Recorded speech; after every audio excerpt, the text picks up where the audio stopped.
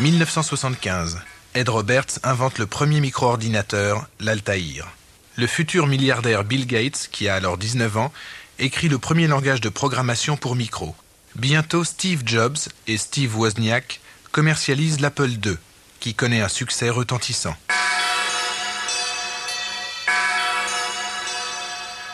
En 1980, le marché du micro dépasse déjà le $1 milliard.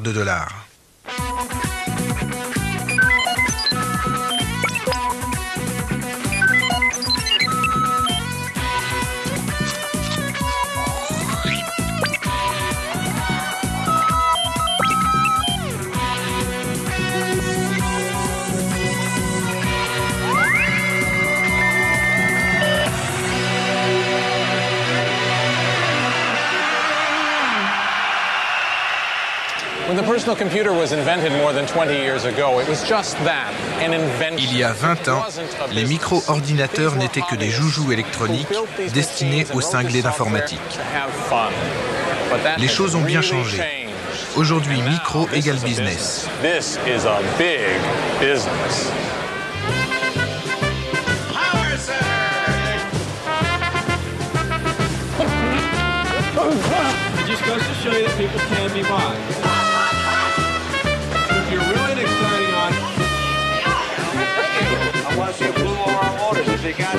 Comment l'industrie du micro est passée de 0 à 100 millions de machines vendues. Telle est l'incroyable histoire que je vais vous raconter. Bien sûr, les entreprises pionnières comme Apple y jouent leur rôle. Mais le secret de cette transformation de gadget initial en business international tient en 3 lettres. IBM. IBM, c'est l'entreprise américaine par excellence. Au fil des ans, le fondateur Tom Watson, puis son fils Tom Jr., ont hissé leur entreprise au premier rang mondial de fabricants d'ordinateurs. Pendant des années, IBM n'a fabriqué que des machines géantes vendues, installées et réparées par des légions d'employés en costume bleu marine qui ont valu à l'entreprise son surnom de Big Blue, la Grande Bleue.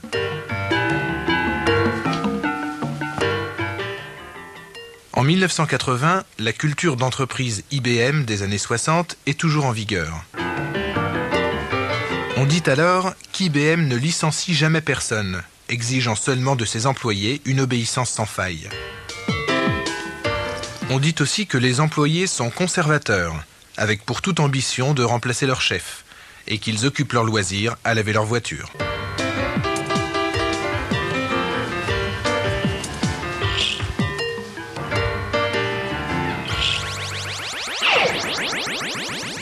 Me voici devant le QG interplanétaire d'IBM, l'une des plus vastes multinationales au monde. C'est une véritable galaxie avec des centaines de milliers de citoyens, son administration et sa culture. Il ne lui manque que des forces armées.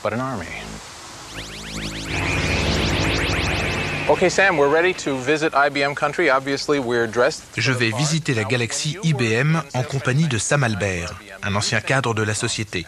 Je me suis déguisé comme il convient de l'être, mais pour vraiment se mettre dans l'ambiance, nous allons interpréter une des chansons du livret IBM de 1959. Voilà, numéro 74 sur l'air de Jingle Bells. 3, 4. IBM, heureux homme, toujours souriant. Notre joie, c'est de vendre le jour et la nuit. Fidèles hommes de Watson, associés de TJ. Nous aidons l'humanité, c'est pourquoi nous sommes si gays. Attention, gay n'avait pas le même sens qu'aujourd'hui. Okay. I guess it was okay. Perfect.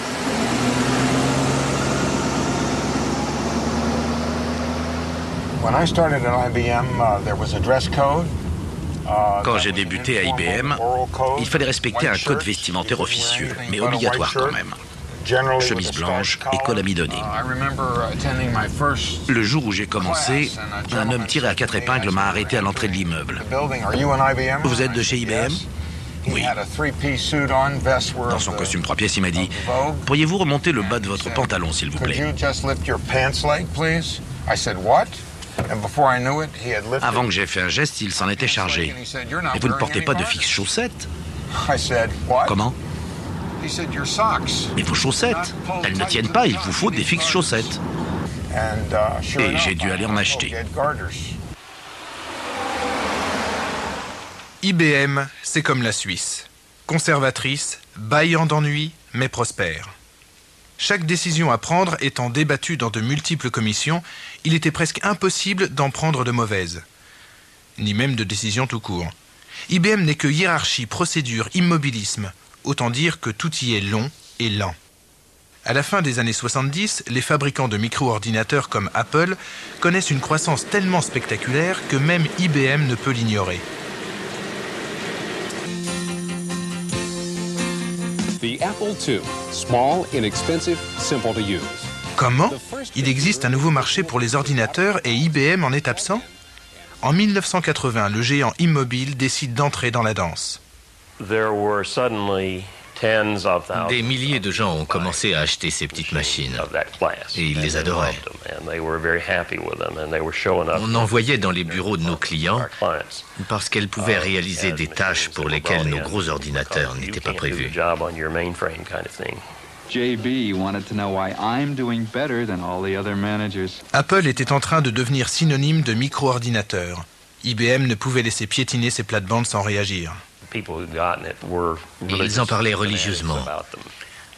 C'était inquiétant et ils perdaient confiance en nous.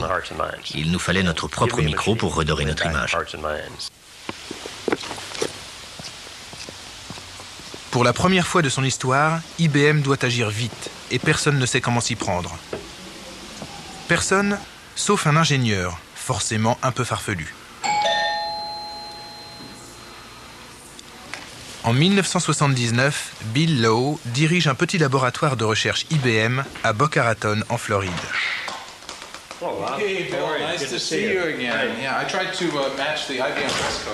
Au cours d'une réunion du comité de direction, il affirme qu'il connaît le moyen de sortir IBM de l'impasse.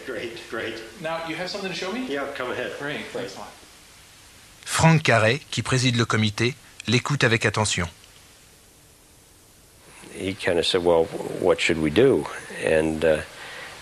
Quand j'ai dit que j'avais une idée pour réaliser notre propre machine, Carey a répondu « Malheureusement, tout le monde sait qu'à IBM, il faut 4 ans et 300 personnes pour réaliser quoi que ce soit. » J'ai dit « Donnez-moi 1 an et vous aurez un PC IBM. » Il a terminé la réunion en disant « Apportez-moi un rapport dans 2 semaines. » Concevoir et réaliser une gamme IBM de micros en 1 an, absurde. Mais Bill Lowe avait une idée derrière la tête, un concept, plutôt qu'un produit proprement dit. Puisqu'IBM n'a pas le temps de mettre au point son propre micro, on va acheter tous les composants à l'extérieur, les assembler et leur coller l'étiquette IBM. En jargon industriel, cela s'appelle architecture ouverte, et c'est du jamais vu à IBM, une véritable hérésie. C'est pourtant cette hérésie que le comité de direction va entériner quand Bill Lowe lui soumet son rapport à la date fixée 15 jours plus tard, propulsant l'ingénieur iconoclaste au poste de responsable du projet.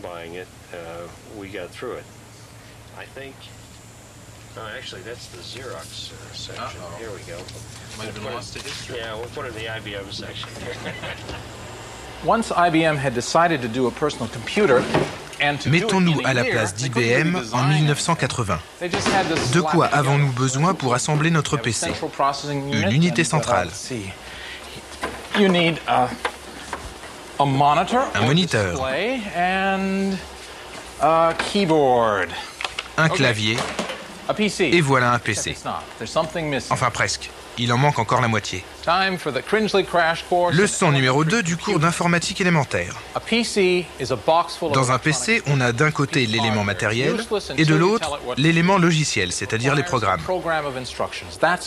Une machine ne sert à rien si elle n'est pas pourvue de 2 logiciels de base. D'abord, un langage de programmation qui permet de saisir les instructions sur un clavier.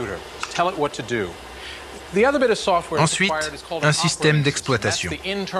Une sorte de gérant interne qui indique à l'ordinateur, par exemple, comment le clavier est relié à l'écran, comment enregistrer les fichiers sur une disquette ou comment lancer une application.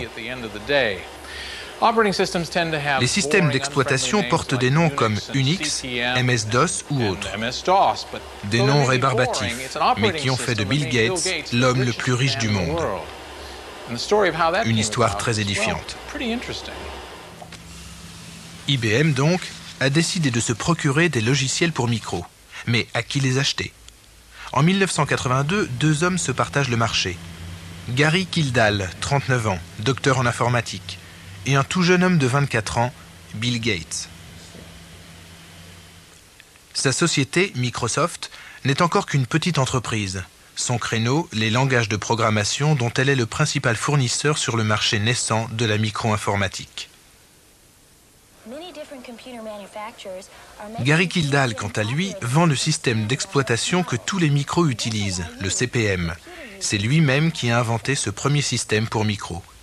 Sa société, baptisée modestement Intergalactic Digital Research, le commercialise sous licence.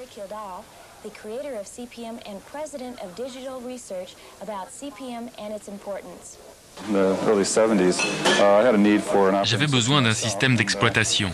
Comme il n'en existait pas, je l'ai écrit moi-même. Et puis, il s'est trouvé que d'autres gens en avaient besoin aussi. Alors, ça s'est fait naturellement. J'ai commencé à le vendre. Dans l'esprit de Gary, les choses étaient parfaitement claires. Bill s'occupait de langage et lui, il s'occupait de système. Il était persuadé que ça ne changerait jamais. Pourtant, les choses vont changer, à cause de la personnalité des deux hommes. Gary était assistant dans mon université. Quand j'allais le voir, on s'installait dans son jacuzzi, on fumait des joints et on discutait de la misère du monde et de technologie. Il adorait les gadgets, tout comme moi. D'ailleurs, je les adore toujours. Faire des affaires ne l'intéressait pas. Il aimait travailler sur des projets qu'il passionnait. Ce n'était pas son genre de se précipiter pour breveter chaque ligne de code du CPM et d'essayer d'en extraire le moindre dollar. Gary n'était pas un battant. Il évitait les conflits. Il les détestait. Bill, au contraire, n'a jamais reculé devant un conflit. Qui est Bill Gates? Le musée de Microsoft nous propose une rétrospective. Le petit Bill a grandi à Seattle, où son père était un avocat de renom. Une famille bourgeoise et ordinaire. À plus d'un titre, sauf un, chez les Gates, on entretient l'esprit de compétition comme la flamme olympique.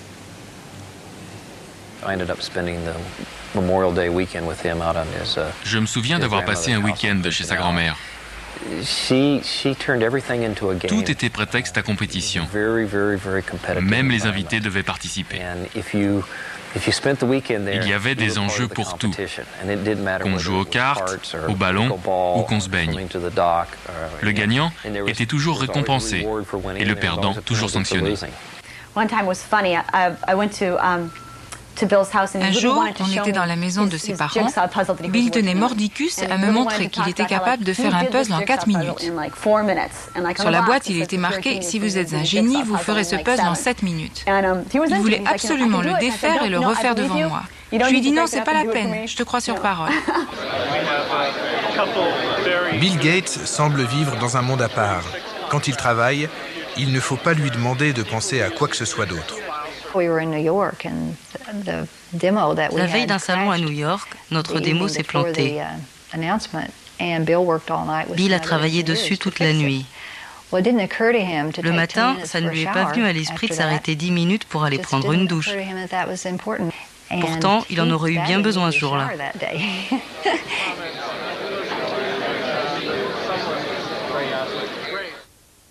IBM va charger Jack Sams de prendre les premiers contacts en vue de choisir le fournisseur de son système d'exploitation.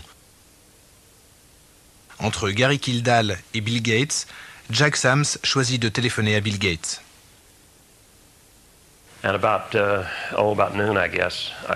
Quand j'ai appelé Bill Gates, j'ai juste dit que je souhaitais venir le voir pour discuter de ses produits. Bill a proposé un rendez-vous la semaine d'après, mais ils ont répondu qu'ils voulaient le voir le lendemain. Steve Ballmer, encore un futur milliardaire, vient d'entrer à Microsoft. À l'époque, il est le seul de l'équipe à avoir reçu une formation commerciale. Gates et Ballmer, conscients du caractère crucial de ce rendez-vous, se mettent sur leur 31. Bill m'a demandé d'assister à la réunion parce que j'étais le seul autre type qui faisait pas trop nigo en costume cravate. On est arrivé vers 2 heures. Un jeune homme est venu nous chercher à l'entrée de l'immeuble. J'ai cru que c'était le garçon de bureau, mais évidemment c'était Bill. Il était très accommodant. Quand on a sorti l'accord de non-divulgation, comme quoi Microsoft était tenu à la confidentialité, mais pas nous, il a signé sans hésiter. Ce n'était pas évident. On nous a demandé de signer des tas d'accords bizarres qui permettaient à IBM de faire tout ce qu'il voulait et d'utiliser tous nos secrets. Il fallait une bonne dose de confiance. Jack Sams souhaite que Microsoft lui fournisse à la fois un système d'exploitation et un langage de programmation. Seulement, Microsoft n'a pas de système d'exploitation. Ils ont cru qu'on en avait un, parce que le nom de CPM figurait sur un de nos produits. On a dû leur dire qu'on était prêt à s'occuper des langages, mais qu'il faudrait trouver un système ailleurs. Quand on a compris ça, Bill a dit que Gary Kildall pourrait sans doute nous proposer quelque chose. Alors je lui ai demandé d'appeler Gary. Alors Bill a décroché le téléphone et il a dit « Gary, je t'envoie des gens importants, tâche de les recevoir comme il faut. »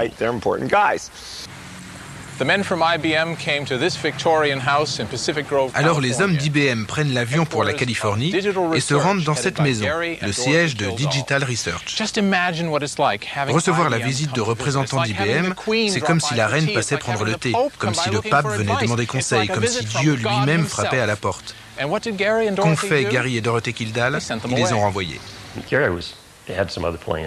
Gary était occupé ailleurs. Alors c'est sa femme Dorothy qui nous a reçus. IBM a sorti son accord de non-divulgation. Évidemment, avec du recul, c'est facile de dire que Dorothy a pris une décision idiote. Elle a lu attentivement le contrat, les clauses de confidentialité, etc.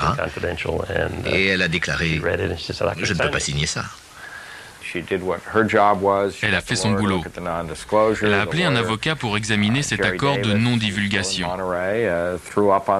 Il a littéralement vomi dessus. Bref, tout ça était très désagréable pour les gens d'IBM, qui n'avaient pas l'habitude d'attendre. Avec en plus l'ambiance chaotique qui était toujours celle de cette maison. On a passé toute la journée avec les avocats des uns et des autres à ergoter pour savoir si elle pouvait commencer à envisager de discuter avec nous.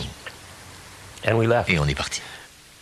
Digital Research a perdu la partie avant même de l'avoir entamée. Les représentants d'IBM se tournent de nouveau vers Microsoft. Bill Gates n'est pas du genre à donner une deuxième chance à un concurrent. Il sait voir l'affaire du siècle et la saisir. Il fallait que quelqu'un le fasse. Sinon IBM allait abandonner son projet de PC. Si IBM laissait tomber, ça voulait dire qu'on n'allait pas leur vendre nos langages. Il fallait à tout prix qu'ils continuent. On était au son-coup, parce qu'on s'était engagé à écrire pour IBM des versions de BASIC, Fortran, COBOL, enfin de tous les produits de la société, à livrer dans des délais très courts. Le problème restait entier. IBM avait besoin d'urgence d'un système d'exploitation, Bill Gates n'en avait pas, mais il a su exploiter la chance pour devenir milliardaire. Paul Allen, l'associé barbu de Bill Gates, découvre qu'il existe sur le marché un deuxième système d'exploitation. J'ai trouvé une petite entreprise du coin, SCP, où un programmeur, Tim Patterson, avait mis au point un système très rudimentaire, qui ressemblait un peu au CPM de Gary Kildall. Alors on a dit à IBM, on s'occupe d'acheter ce système et de l'améliorer, et vous pourrez sortir votre PC. Pour écrire son système, Tim Patterson s'était, inspiré du CPM de Gary Kildall. J'ai acheté le manuel CPM pour $5 en 1976. Et je m'en suis servi pour établir l'interface de programmation de mon système d'exploitation.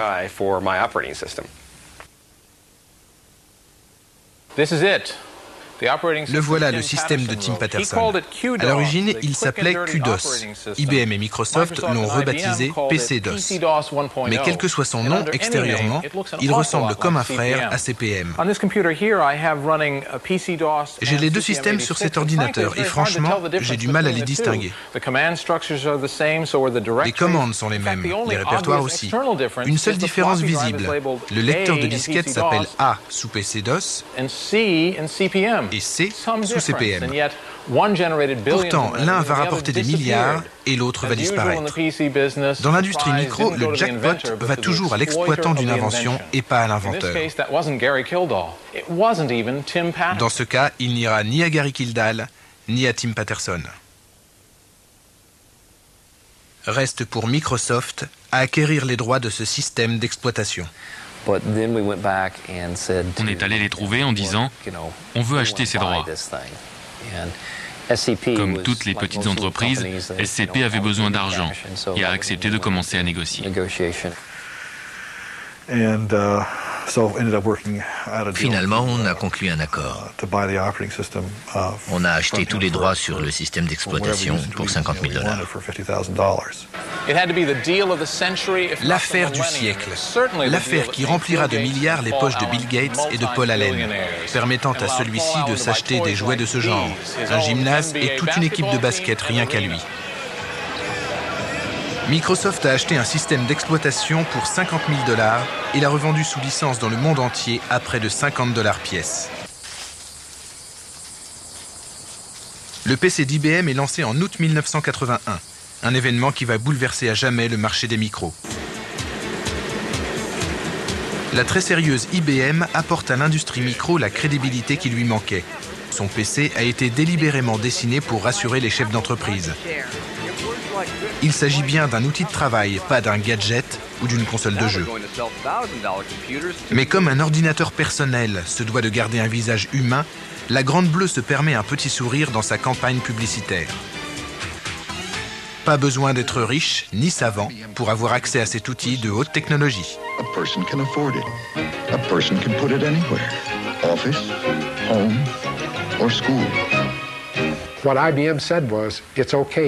Dans son message, IBM apportait sa garantie de qualité au monde de l'entreprise et a fortiori au reste de la population.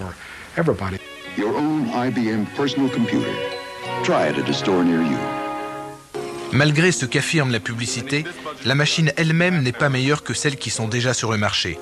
Les ventes devront s'appuyer sur une application concrète, un logiciel indispensable et qui ne fonctionne que sur cet ordinateur précis. Ce logiciel miracle, ce sera Lotus 123, un tableur.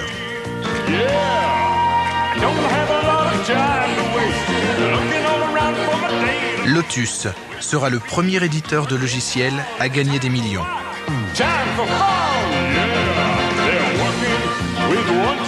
En 1981, IBM prévoit de vendre 500 000 PC dans les 3 années suivantes.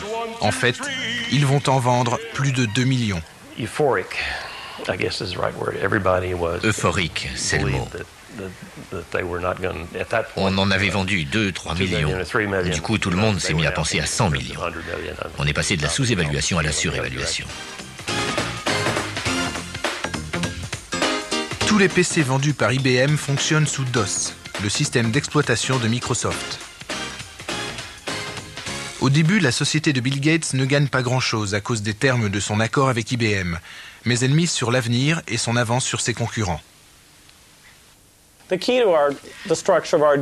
Pour nous, le point fort du contrat avec IBM, c'était que nous conservions le droit de céder nos logiciels à d'autres constructeurs. L'histoire des ordinateurs grand système avait montré qu'avec le temps apparaissent sur le marché des machines compatibles, des clones. On avait reçu d'IBM une somme forfaitaire pour notre travail, environ $80,000, mais on ne touchait pas de droits ni pour DOS ni pour BASIC. On espérait que de nombreux constructeurs concurrents allaient fabriquer des machines compatibles. Quand une société détient 50% des parts d'un marché, comme c'était désormais le cas pour IBM, son produit devient la référence. Même s'il existe d'autres micros qui réalisent les mêmes tâches, les acheteurs veulent de l'IBM. Pour avoir une chance de percer, les concurrents doivent fabriquer des machines semblables.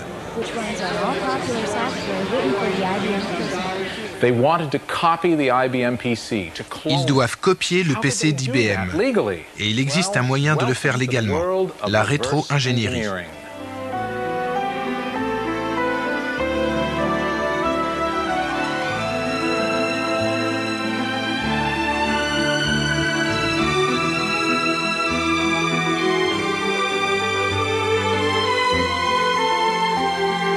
Voici le genre de paradis auquel peut vous mener la rétro-ingénierie si vous vous y prenez bien.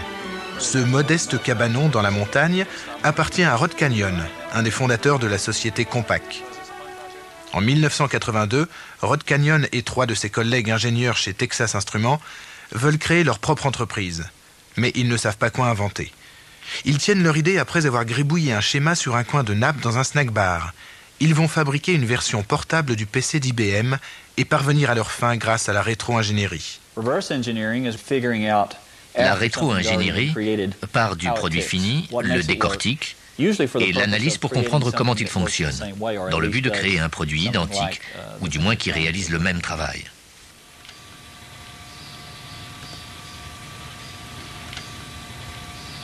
En achetant les composants de son PC à l'extérieur, IBM a facilité la tâche des fabricants de clones. Il leur suffit de jeter un œil sous le capot et d'aller s'approvisionner chez les mêmes fournisseurs. Le microprocesseur central, par exemple, vient de chez Intel. Une puce vitale, cependant, fait exception. La puce ROM BIOS, servant à relier matériel et logiciel. Un pur produit IBM, protégé par un copyright et une armée d'avocats. Pour qu'un clone soit compatible IBM, il faut absolument qu'il soit équipé d'une puce ROM BIOS IBM, qui bien entendu n'est pas en vente. Reste donc à se débrouiller pour la copier en toute légalité. Voici la recette de la rétro-ingénierie. Je construis des ordinateurs et je désire fabriquer un clone du PC d'IBM. Je commence par rédiger un descriptif minutieux des fonctions que la puce ROM BIOS doit remplir. Je m'arrête là et j'appelle un homme de loi à la rescousse. Heureusement, Claude Stern, mon avocat, est spécialiste de la rétro-ingénierie. Il va m'expliquer la marche à suivre pour échapper à des poursuites judiciaires.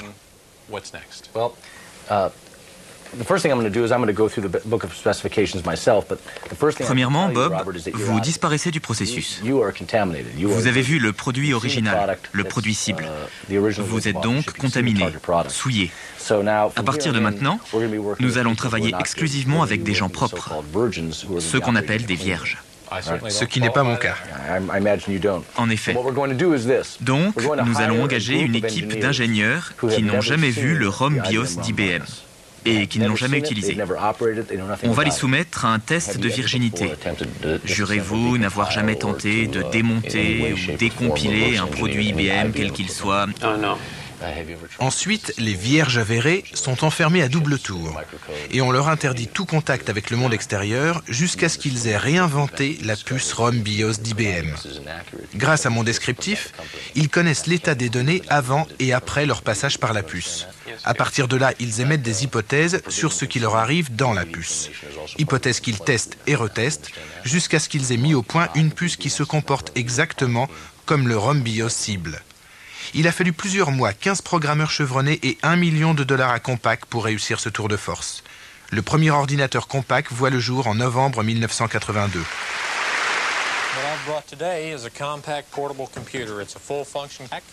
L'argumentaire de vente qui l'accompagne est limpide. Compatibilité à 100% avec IBM. Tous les logiciels écrits pour le PC d'IBM pourront tourner sur le portable de Compaq. That extends through all of the software for IBM. Yes. It all works on the Compaq. Which is a data diskette that the program requires. Compaq vend pour moins cher exactement les mêmes ordinateurs qu'IBM. Le succès ne se fait pas attendre. On a établi un record pour une première année de vente. 111 millions de dollars.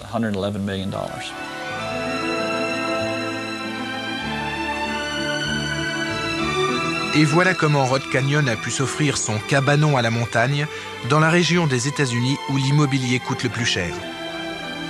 Et voilà pourquoi moi je dépéris d'envie pendant qu'il me décrit les qualités du prochain jet qu'il compte s'acheter. Pauvre IBM, tout le monde semble avoir profité de son renom pour s'enrichir. Intel en particulier vend ses puces aux fabricants de clones à tour de bras. Et elles sont toujours plus petites, plus efficaces et moins chères. Dans quelle galère industrielle le géant IBM s'est-il donc embarqué? Les prix baissaient chaque année. D'habitude, c'est le contraire. Si on achète une voiture aujourd'hui et une autre dans 4 ans, la deuxième coûtera plus cher. Mais pas dans ce secteur. Si on attend 1 an pour acheter une puce, on l'achète moins cher. Et elle est plus puissante. C'est merveilleux. Mais ça pose des problèmes sur le plan commercial.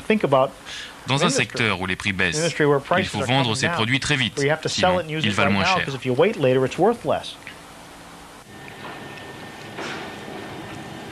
Fabriquer des clones devient de moins en moins cher et de plus en plus facile.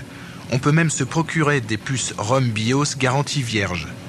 Les rangs des fabricants grossissent et chaque nouvel arrivant grignote la part de marché d'IBM.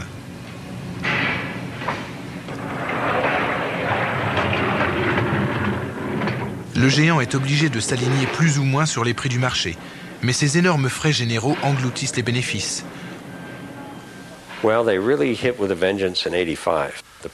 Ça a été vraiment dur à partir de 85. Les prix baissaient de 30% tous les 6 mois. C'était la terreur.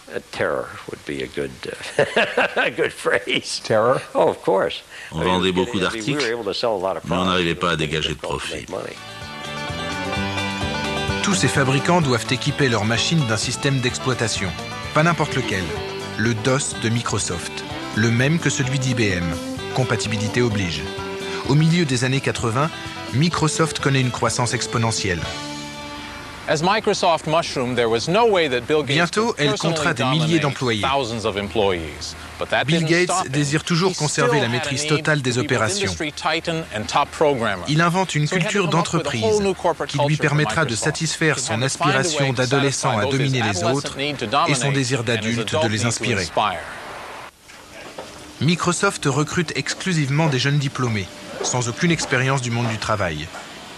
Ils recevront un surnom éloquent, les microserfs. Tous ces jeunes gens, à peine sortis de l'université, en fait c'était surtout des hommes, voyaient en lui un modèle, un leader, presque un gourou. Leader, almost a guru, I guess. And they could sit and spend Il pouvait rester pendu à ses lèvres pendant des heures. Bill, de son côté, appréciait leur collaboration. Et tout ce petit monde semblait uni par une merveilleuse camaraderie. Il y a en lui une force, une volonté, un désir viscéral d'être le meilleur et de gagner. Il ressemble à un chef spirituel.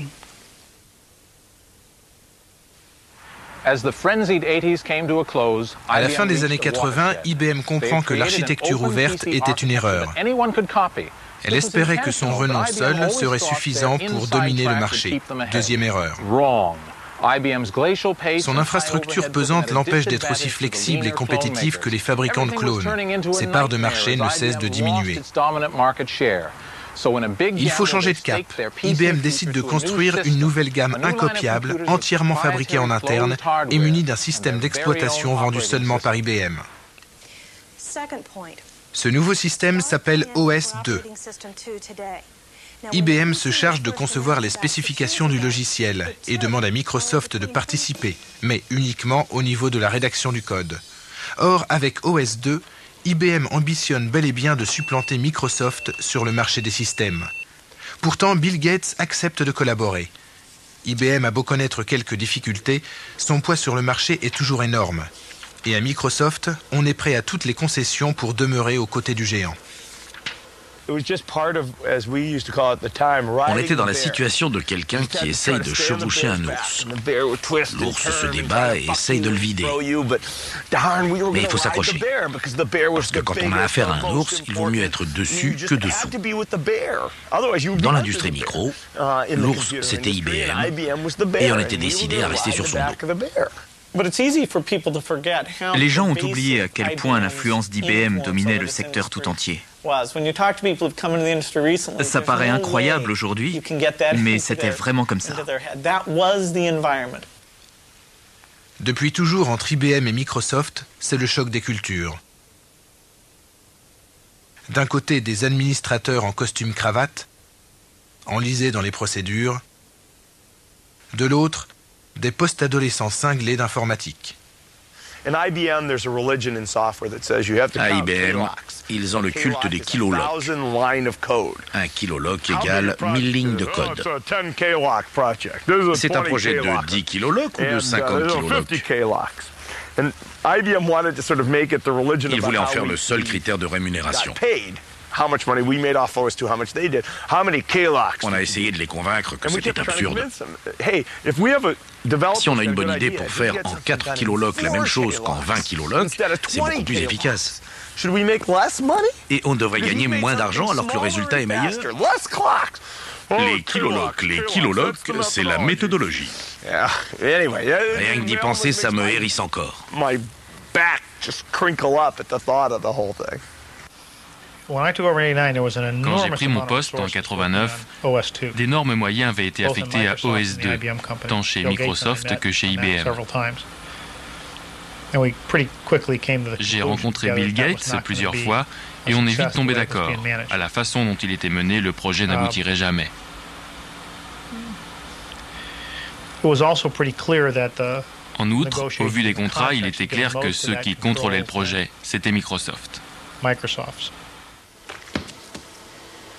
Un conflit d'intérêts oppose désormais les deux alliés. La plus grande part des revenus de Microsoft provient des redevances que lui versent les fabricants de clones qui ont tous installé le DOS sur leurs machines. Bill Gates ne peut accepter que les concurrents d'IBM n'aient d'autre choix qu'adopter OS2 ou faire faillite. Il veut prolonger le règne du DOS et compte y parvenir en ajoutant à son système un environnement graphique, attrayant et facile à utiliser. Ce nouveau programme s'appelle Windows.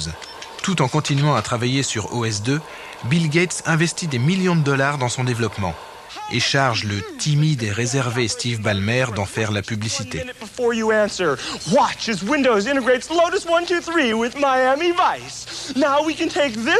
Aucun environnement graphique n'est prévu pour OS2. IBM voit dans Windows une tentative de plus de Microsoft de monopoliser le marché des systèmes. On a créé Windows en parallèle. On a essayé de leur montrer que l'avenir c'était Windows, les interfaces graphiques, que les autres constructeurs étaient enthousiastes. On pensait qu'on arriverait à convaincre IBM d'adopter ce point de vue.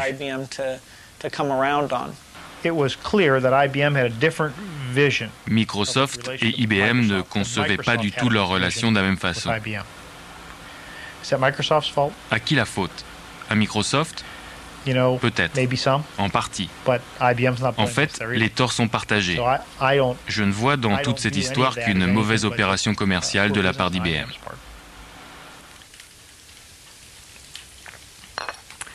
Bill Gates est un homme très organisé.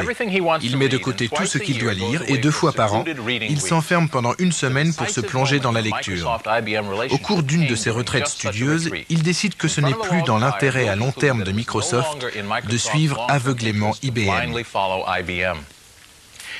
S'il doit choisir entre OS2 et Windows, il choisira Windows. On savait qu'IBM n'allait pas apprécier. Mais on a été franc. On les a prévenus.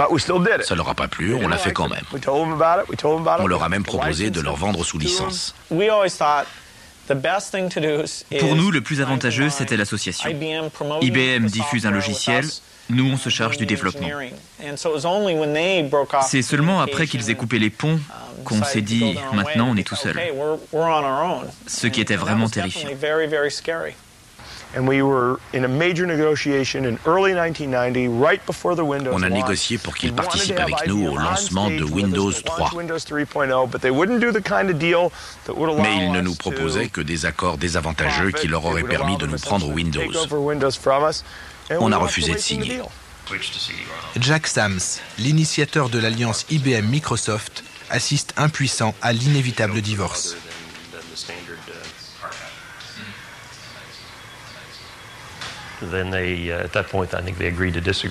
À un certain moment, ils sont tombés d'accord pour différer quant à l'avenir d'OS 2 et de Windows. En interne, on a reçu l'ordre de ne prévoir aucun produit pour Windows. J'ai eu à cette époque l'occasion de prendre une retraite anticipée et je l'ai prise.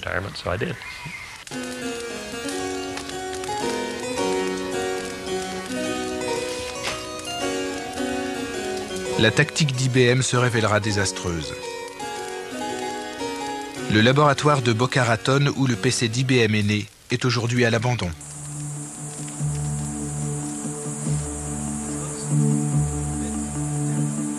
IBM est redevenue ce qu'elle était avant de se lancer dans l'aventure du PC.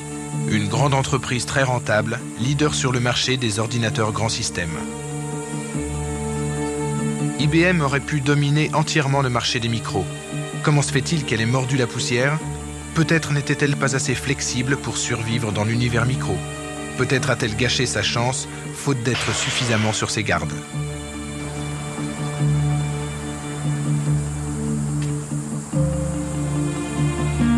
Larry Ellison choisit la deuxième explication. Il a fondé Oracle, une société qui concurrence IBM depuis 20 ans. Larry Ellison vend des systèmes de gestion de bases de données.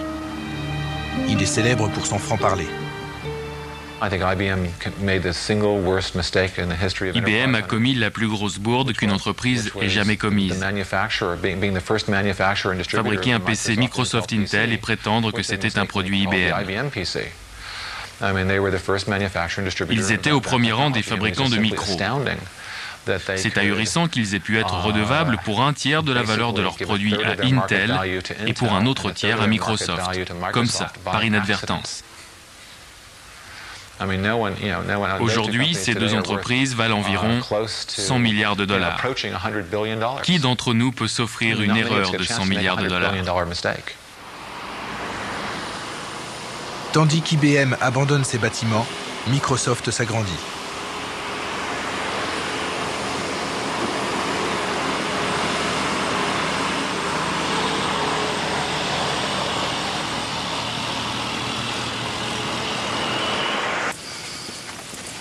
Pendant des années, IBM a incarné le modèle de l'entreprise. Aujourd'hui, cette bureaucratie bien huilée est aux antipodes de l'exemple à suivre. Cet exemple, c'est la culture Microsoft. Elle découle directement de la personnalité de son fondateur, de son besoin vital de vaincre. Bill Gates est spécial. Sans lui, Microsoft n'existerait pas. Mais il a aussi eu de la chance. Contrairement à d'autres, il en est conscient et ça le rend paranoïaque. Il ne se sent jamais en sécurité. À Microsoft, ils ne s'endorment pas sur leur laurier. C'est pour ça qu'ils réussissent si bien. Un jour, je lui ai demandé de quoi il avait peur. Il m'a répondu qu'il avait peur de vieillir, parce que passé 30 ans, c'est ce qu'il croyait à l'époque, on n'a plus autant de bonnes idées, on n'est plus aussi intelligent. Si on ralentit, qui sait, n'importe qui, sans doute une entreprise qui n'existe pas encore, en profitera pour prendre la première place. Je lui ai dit, tu vieilliras, c'est inévitable. Qu'est-ce que tu comptes faire? Il m'a répondu, je vais m'entourer de gens extrêmement intelligents. Intéressant, non? C'était une façon de dire, je ne peux pas être immortel, mais je peux me payer ce qu'il y a de mieux après l'immortalité.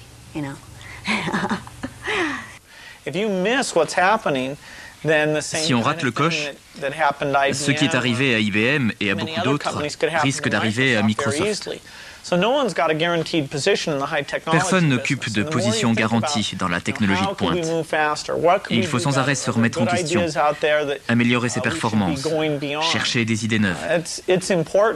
Je n'échangerai ma place avec personne. J'adore mon travail, précisément parce qu'on est obligé de toujours rester en tête.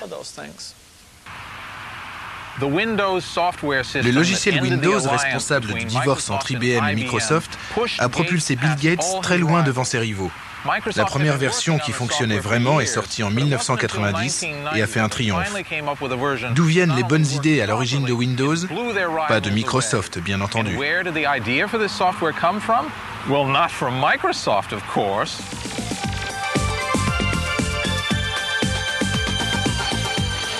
Elle venait de ceux qui avaient fait réaliser le fameux spot publicitaire Big Brother, les hippies de chez Apple.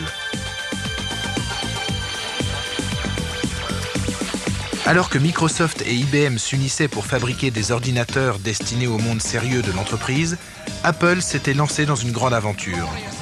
Elle avait décidé de donner naissance à un micro facile et amusant à utiliser.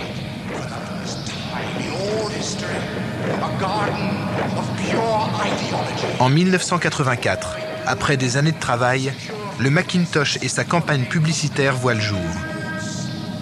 Le Big Brother du spot, bien sûr, c'est IBM.